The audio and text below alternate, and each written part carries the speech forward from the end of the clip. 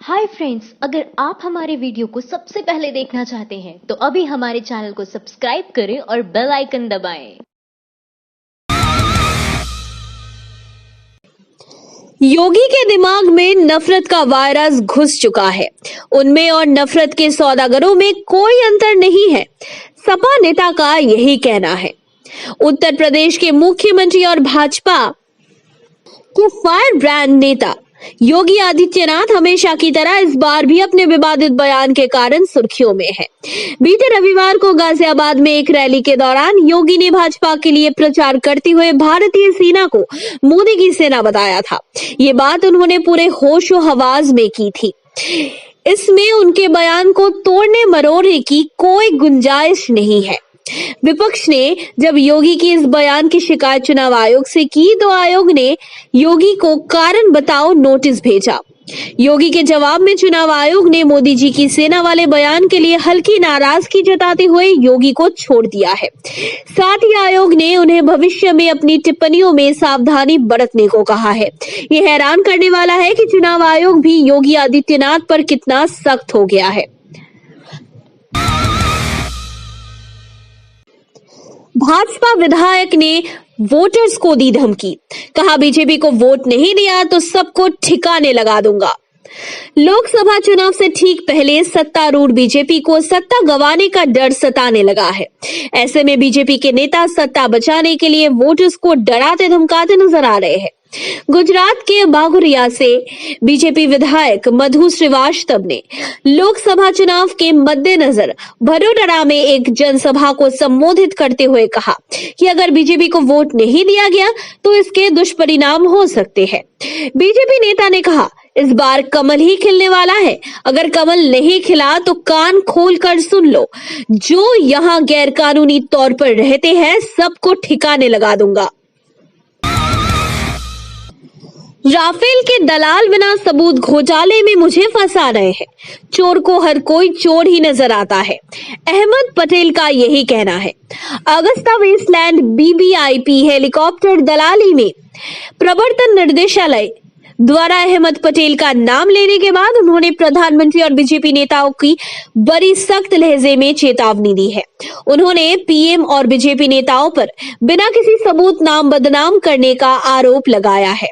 अहमद पटेल ने अपने ट्वीट में पीएम मोदी और बीजेपी नेताओं को सावधान करते हुए ट्वीट किया है, चौकीदार और उनके शागिर्दों को बिना किसी सबूत गलत जगह हाथ डाला है। नोटबंदी और राफेल के दलाल अब बच नहीं पाएंगे, जनता सबक सिखा के रहेगी। वैसे ये कहावत आपने सुनी ही होगी कि एक चोर को हर कोई चोर ही नजर आता है। पत्रकार रोहिणी का सवाल, न्यूज चैनलों की गाड़ियों से सप्लाई हो रहे कैश की जांच कब करेगा ईसी? चुनाव आयोग द्वारा कर्नाटक के मुख्यमंत्री HD कुमारस्वामी के काफिले को रोक कर ली गई तलाशी के बाद ईसी की निष्पक्षता पर एक बार फिर सवाल उठना शुरू हो गया है।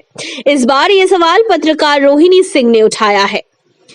आयोग द्वारा सीएम कुमारस्वामी के काफिले को रोक कर ली गई तलाशी के बाद चुनाव आयोग की कार्यशैली पर तंज कसते हुए रोहिणी सिंह ने ट्वीट किया है, आयोग का ये काम अच्छा है, लेकिन निजी चार्टर विमानों से कैश ले जा रहे गुजरात के उद्योगपतियों और ओबी बैंक से कैश सप्लाई कर रहे कुछ डॉगी न्यूज चैनलों की जांच के लिए क्या किया जा रहा है।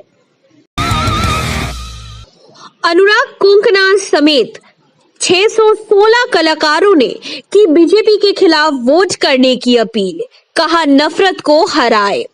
फिल्मकारों और लेखकों के बाद अब 600 से ज्यादा थिएटर कलाकारों ने लोकसभा चुनावों से ठीक पहले बीजेपी के खिलाफ लोगों से वोट करने की अपील की है। ये अपील कलाकारों ने एक पत्र पर हस्ताक्षर कर की। पत्र पर हस्ताक्षर करने वालों में अमोल पालेकर, अनुराग कश्यप, डॉली ठाकुर, नसरुद्दीन शाह, अभिषेक मजूमदार, रत्ना पाठक शाह, लिलेट दुबे, अनामिका हास्कर, कोंकणा सेन शर्मा, नवतेज जौहर, M.K. रैना, महेश दत्तानी और संजना कपूर जैसे नाम शामिल है। इस पत्र को गुरुवार शाम आर्टिस्ट यूनाइट इंडिया वेबसाइट पर 12 भाषाओं में जारी किया गया है। पत्र में कहा गया है कि आज भारत का विचार खतरे में है, आज गीत, नृत्य, हंसी खतरे में है, आज हमारा प्रिय संविधान खतरे में है।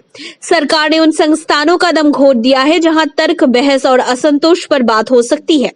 लोकतंत्र को अपने सबसे कमजोर व्यक्ति जो हाशिए पर है, उनको सशक्त चाहिए। पाक का F-16 सलामत है, बालाकोट में सिर्फ कौवा मरा था। मोदी जी क्या अब भी 56 इंच को थपथपाना है? अमेरिका की एक पत्रिका ने मोदी सरकार के उस दावे को गलत बताया है जिसमें कहा गया था कि भारतीय वायुसेना ने 27 फरवरी को एयर स्ट्राइक के दौरान पाकिस्तान के एक लड़ाकू विमान F-16 को मार गिराया था। अमेरिकी पत्रिका फॉरेन पॉलिसी ने एक रिपोर्ट में आनम अमेरिका रक्षा अधिकारियों के हवाले से दावा किया है कि भारत का F-16 विमान मार गिराने का दावा गलत है। गुरुवार को प्रकाशित रिपोर्ट में कहा गया है कि पाकिस्तान के पास जितने F-16 लड़ाकू विमान थे उनमें से कोई भी लापता नहीं है और उनमें से किसी को भी कोई नुकसान नहीं पहुंचा है। अडवाणी के बाद अब सुमित्रा महाजन भी हुई मोदी शाह से नाराज, चुनाव लड़ने से किया इनकार। बीजेपी जिस प्रकार अपने प्रभावशाली वरिष्ठ नेताओं से किनारा कर रही है, उससे लगता है कि आने वाले कुछ सालों में 68 वर्षीय पीएम मोदी को छोड़कर पार्टी में इतनी उम्र का दूसरा कोई नेता नहीं बचेगा। बीजेपी से वरिष्ठ नेता लाल कृष्ण आडवाणी, मुरली मनोहर जोशी, शांता कुमार सरीखे बड़े नेताओं की छुट्टी के बाद अब इंदौर लोकसभा सीट से लगातार 8 बार सांसद रही बीजेपी की वरिष्ठ नेता और लोकसभा अध्यक्ष सुमित्रा महाजन से किनारा कर लिया है। बीजेपी द्वारा उनको टिकट नहीं देने के बारे में अभी तक आधिकारिक घोषणा नहीं की है, लेकिन पार्टी की तरफ से नामों की सूची अभी तक जारी नहीं होने के बाद सुमित्रा महाजन ने खुद ही चुनाव नहीं लड़ने का फैसला लिया है। मायावती बोली, नरेंद्र मोदी के राजनीतिक आर्थिक आपातकाल से जनता मुक्ति चाहती है। बीएसपी सुप्रीमो मायावती ने पीएम नरेंद्र मोदी पर जोरदार हमला बोला है। उन्होंने मोदी पर देश में अघोषित राजनीतिक और आर्थिक आपातकाल लागू करने का आरोप लगाया है। मायावती ने केंद्र की बीजेपी सरकार को जन विरोधी और निरंकुश भी करार दिया है। उन्होंने अपनी ट्वीट में कहा, कांग्रेस पार्टी की इंदिरा सरकार में देश ने इमरजेंसी का दंश झेला है, किंतु बीजेपी की श्री नरेंद्र मोदी सरकार की अघोषित राजनीतिक इमरजेंसी के साथ साथ नोटबंदी की आर्थिक इमरजेंसी दोनों की ही जबरदस्त मार से 130 करोड़ जनता जूझ रही है और इस निरंकुश जन विरोधी सरकार से मुक्ति चाहती है। लालू का खुलासा, बीजेपी छोड़ दिए, महागठबंधन में शामिल होना चाहते थे नीतीश, मैंने मना कर दिया। लगता है नीतीश कुमार और पीएम मोदी कुछ ठीक नहीं चल रहा है। लालू यादव के ताजा खुलासे से तो ऐसा ही लगता है कि प्रधानमंत्री नरेंद्र मोदी और बिहार के मुख्यमंत्री नीतीश कुमार के बीच दरार पड़ चुकी है। लालू यादव ने यह खुलासा अपनी नई किताब गोपालगंज से रायसीना मेरी राजनीतिक यात्रा में किया है। लालू ने नीतीश कुमार पर आरोप लगाया है कि आरजेडी और नीतीश की पार्टी के बीच बिहार में गठबंधन टूटने के बाद बीजेपी और नीतीश कुमार के बीच आंतरिक कलह है और बीजेपी जेडीयू गठबंधन से नीतीश कुमार इतने आहत है कि गठबंधन को तोड़ लालू के साथ सरकार बनाने के लिए अपने मुख्य रणनीतिकार प्रशांत किशोर को लालू यादव से मिलने के लिए 5 बार भेजा था। लोकसभा चुनाव में 25% सीटों पर चुनाव हार सकती है बीजेपी, ये है वजह।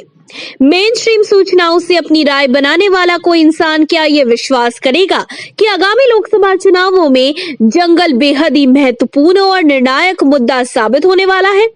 जी हाँ, ये सच है और वो भी देश के 25% संसदीय निर्वाचन क्षेत्र के लिए।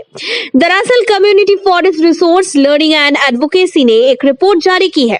इस रिपोर्ट में कहा गया है कि अगर सरकार वन अधिकार अधिनियम को खराब तरीके से लागू करती है तो उसका असर लोगों के मतदान पर पड़ सकता है। इस रिपोर्ट के मुताबिक ये प्रभाव 543 में से 133 निर्वाचन क्षेत्र में देखा जा सकता है, यानी लगभग 25% लोकसभा सीटों पर इसका देखने को मिल सकता है।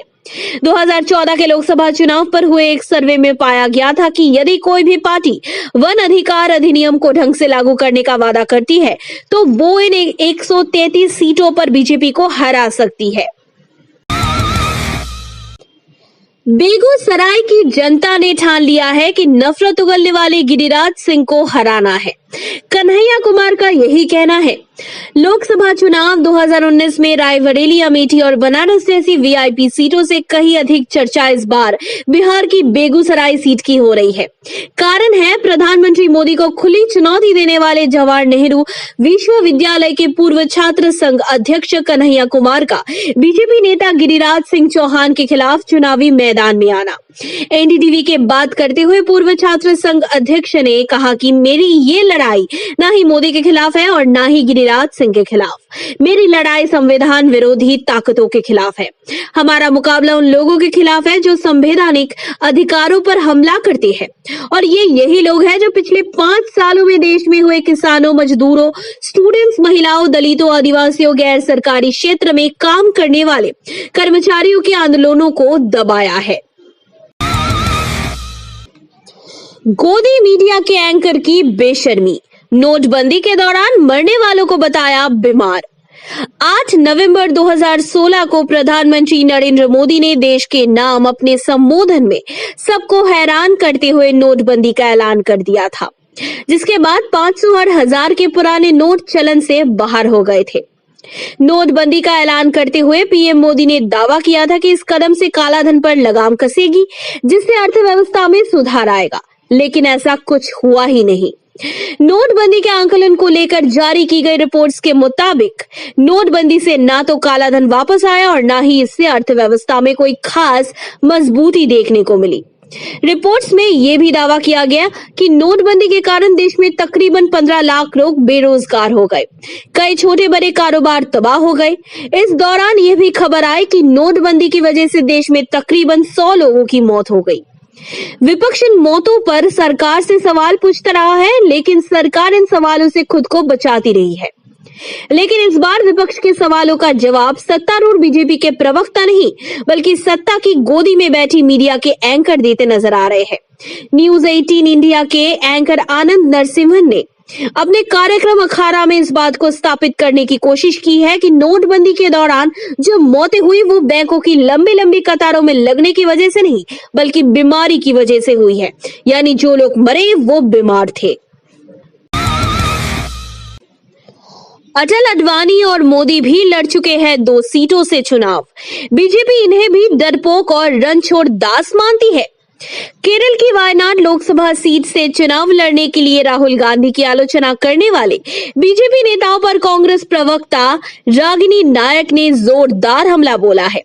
रागिनी ने कहा है कि बीजेपी की ये नेता जो राहुल गांधी के दक्षिण भारत के वायनाड से चुनाव लड़ने पर हारने के भय से भागने का आरोप लगा रहे हैं, उनको अपनी गिरेबान में झांक लेना चाहिए।